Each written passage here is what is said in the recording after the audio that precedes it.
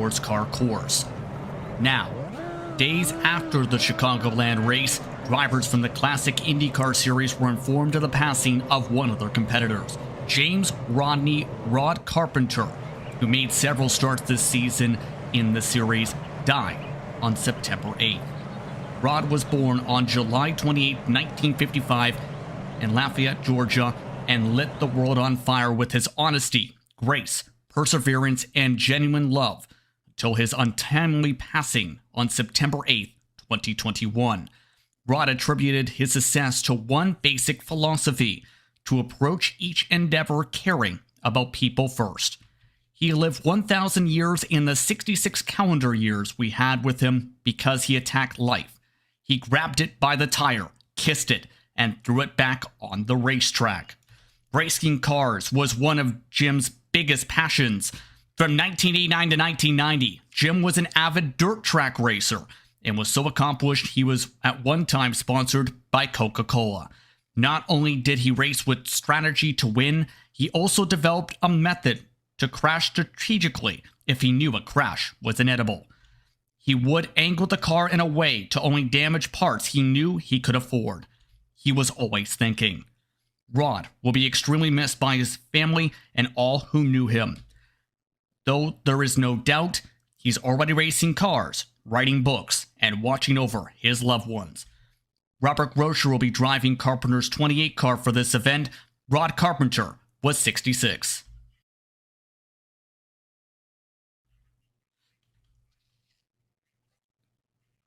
An emotional time for the members of the Classic Indycar Series.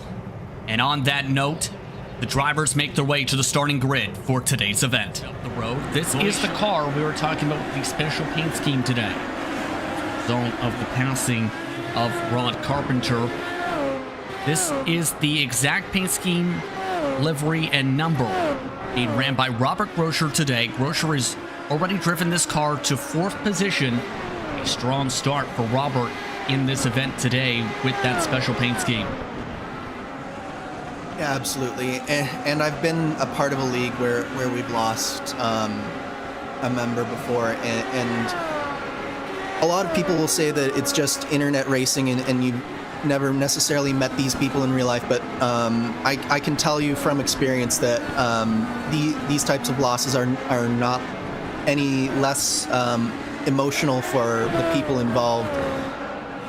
Whether you get to know someone online or in person, there's a real connection that happens. So it's a lovely tribute from Robert, and he's giving the paint scheme here a really good showing, and hopefully it continues. With under 20 laps to go, Robert Grosher has come on in for his final scheduled pit stop. Made it 35 laps in a stint. Robert looking in line for a top 5 finish at the bare minimum, as long as he stays out of trouble here. Highest he can go is 4th. It's been a good tribute by Robert today, driving Rod Carpenter's paint scheme and holding on to the positions as he has. He has a 7-second buffer for 4th. Absolutely. He hasn't put a wheel wrong all day, and it's been a very impressive drive from Robert Grosser. He's not necessarily the fastest driver on these road courses, but he's one of those drivers who can keep the wheels on the track pointed in the right direction, and he's given this paint scheme a great drive and a great tribute to his friend and the league member, Rod Carpenter. Leader has come on in, and pit had just about everything fall apart for him technical-wise today. As talked about with him, he finished in 20th. The last drivers on track were Marshall Stanley and Don Day. They did not finish today's fireworks show of a Race 92 200. And Chin burning this down, and we've seen him celebrate backwards, but also celebrating too, is Robert Grosher as he brings the tribute car to Rod Carpenter in for a podium finish. What an emotional time for the Classic IndyCar Series today and for the Carpenter family. Chin now making his way over for one final salute to the 28 machine as well in the celebrations here at Mid-Ohio.